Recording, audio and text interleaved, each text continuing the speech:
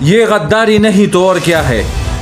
یہ انڈیا کے لیے آئیڈیل موقع ہے کہ اگر وہ پاکستان پہ حملہ کرتا ہے تو پاکستان کی فوج کو عوام سے وہ سپورٹ نہیں ملے گی جو سپورٹ ہمیشہ ملا کرتی تھی. اور یہ بھی ایک گراؤنڈ ریالٹی ہے. گراؤنڈ ریالٹی کیا ہے؟ پوری دنیا میں ایک اسٹیبلشڈ فیکٹ ہے کہ فوجیں موریل پہ لڑتی ہیں, اور موریل سے مراد یہ ہے کہ جب قوم پیچھے کھڑی ہوتی ہے. یہ جلا ہوا سیخ کباب کی شکل والا یہ کہہ رہا ہے کہ انڈیا کے پاس یہ گولڈن موقع ہے, گولڈن اپرچونٹی ہے کہ اس وقت پاکستان پر حملہ کرے. پاکستان کی عوام آرمی کے ساتھ کھڑی نہیں ہے. پاکستان کی عوام آرمی کے ساتھ کھڑی ہے.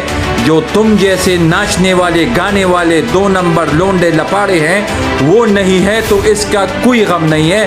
آرمی کو ہماری ضرورت ہی نہیں ہے. آرمی نے کبھی یہ نہیں کہا کہ جی نکلو. وہ کہتے ہیں آپ جی صبر کرو, آپ صرف بیٹھ کر گھر میں جو بہنی ہے وہ ہمارے لیے دعا کریں, آپ مسجدوں میں مرد حضرات ہمارے لیے دعا کریں, بس آپ کی دعاؤں کی ضرورت ہے.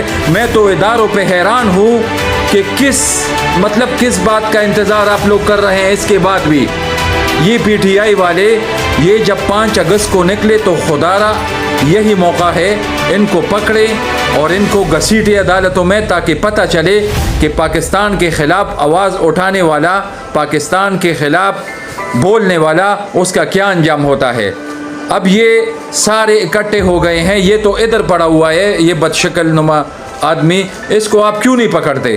اس کا نام ہے صدیق جان. یہ جو بول رہا ہے یہ تم لوگوں کے دماغوں میں نہیں آ رہا, ہمارے ان پڑھ کے دماغوں میں آ رہا ہے.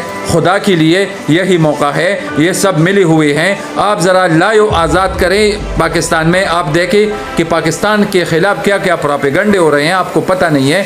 ابھی بھی میں دیکھ رہا تھا, کوئی کہہ رہا ہے ادھر تین صوبے بنانے ہیں, کوئی کہہ رہا ہے یہ آزاد کرائیں گے, کوئی کیا کہہ رہا ہے.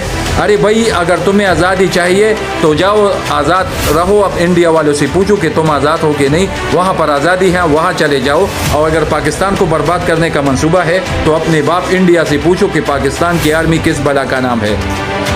میں آرمی چیف صاحب سے اپیل کہ خدا را یہ جو لوگ ہیں یہ تو اب سب کو پتہ چل گیا ہے کہ یہ کس مقصد کے لیے کر رہے ہیں.